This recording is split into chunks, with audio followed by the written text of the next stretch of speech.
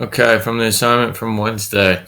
So, number one, if all resources are devoted to the production of food, Alpha can produce how much food? So we see our food is on our left here. So we're going to go all the way up. Okay, we see that at 140,000 pounds of food, we are on the production possibility curve. So that will be 140,000 pounds.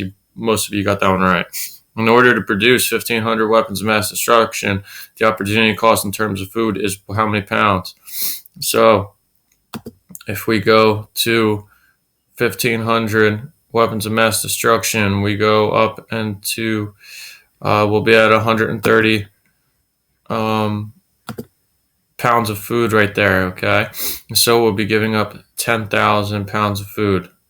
All right, we're just taking our 140 and subtracting our 130 there. To produce another 1,000 weapons of mass destruction, the opportunity cost rises / falls to blank pounds. So if we go another 1,000 pounds, all right, so we'll be at 2,500 here. Okay, we're going to go up and we'll be at about 90,000 pounds of food. So we're going from 130,000 pounds to 90,000 pounds. Okay, we're going to, so our opportunity cost will rise 40,000 pounds. Okay, as long as the PPC curve continues outward and downward, the opportunity cost of increasing WMD output will continue to rise. Okay, so our opportunity cost is going to keep going up as we go downward. All right, so food doesn't easily convert into weapons of mass destruction because of different resources. Obviously, if they were the same, what would the line look like? The curve look like? Okay, so that would be a constant rate of opportunity cost. So it's going to be like that straight line because it's going to be more clear that providing, making 50 weapons of mass destruction is going to be, 10,000 pounds, and it's going to be the same thing as we give up 50,000. We're going to once we create 500 weapons of mass destruction, it's going to be the constant rate of change there.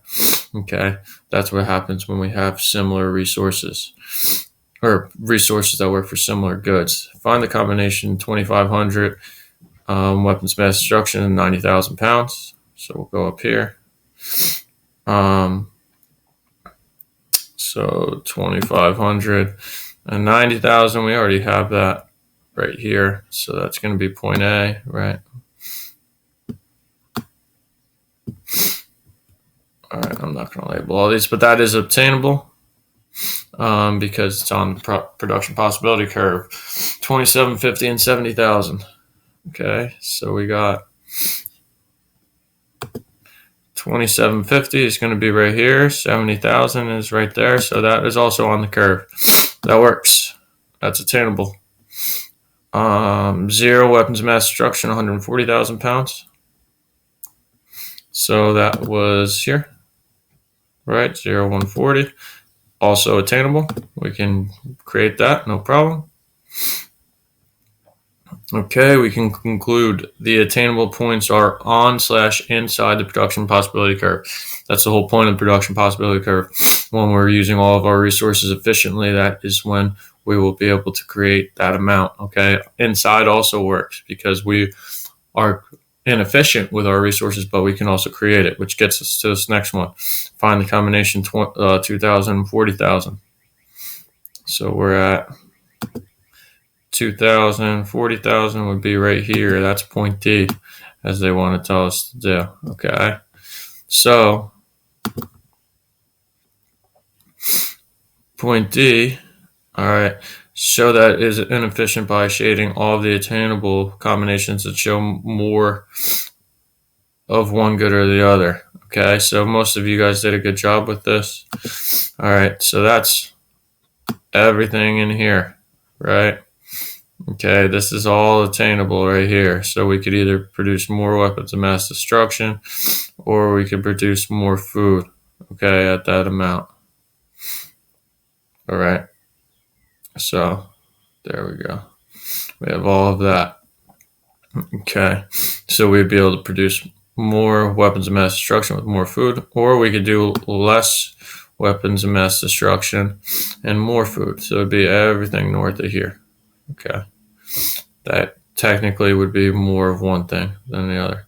Okay, ideally, at 2,000, we can produce 40,000. We can produce, what is this, about 110,000 pounds of food. So that's how much we would be losing out on. All right, number 11. Or number 10. Okay, suppose the government of Alpha wanted to move from 70,000 pounds of food and 2,750 weapons of mass destruction to 0 pounds of food, 3,000 weapons of mass destruction. Calculate the opportunity cost. All right, so we don't even have to use the graph here. We have 70,000 pounds of food. Now we're going to 0 pounds of food. So we'd be giving up 70,000 pounds of food in order to make 250 weapons of mass destruction. So our opportunity cost in terms of food would be 70,000 pounds. Is specialization point 0 points of pounds of food and 3,000 weapons of mass destruction desirable? So we're here. 0, 3,000 would be this mark. It is on the production possibility curve, so we are producing at maximum efficiency. Would it be desirable? Probably not, unless we're in a really bad war and we have enough food for everyone. You probably wouldn't want to produce there just because food probably is pretty valuable compared to weapons of mass destruction. Like I said, if we're in like a huge world war, then probably. But you would be working on the production possibility curve, and you'd be working at maximum efficiency. Just probably not very user-friendly there to not create any food. What point is best for Alpha? So that's kind of an opinion thing. So you can make 1,000 weapons of mass destruction, and you're really only losing like 5,000, if that, pounds of food. So that would be pretty desirable. This 1,500 weapons of mass destruction, only losing 10,000 pounds of food is pretty desirable. You probably want to be left of here. This is when it really starts to drop off. You see to the right. So it's really up to you. You probably would say, 1,500 weapons of mass destruction, you're only losing 10,000 pounds of food. If you create another 1,500 weapons of mass destruction, you have no food. So this is pretty much the ideal mark, I believe, but that's kind of an opinion question. All right, so if you have any questions, please email me, and I will go over that if you need to.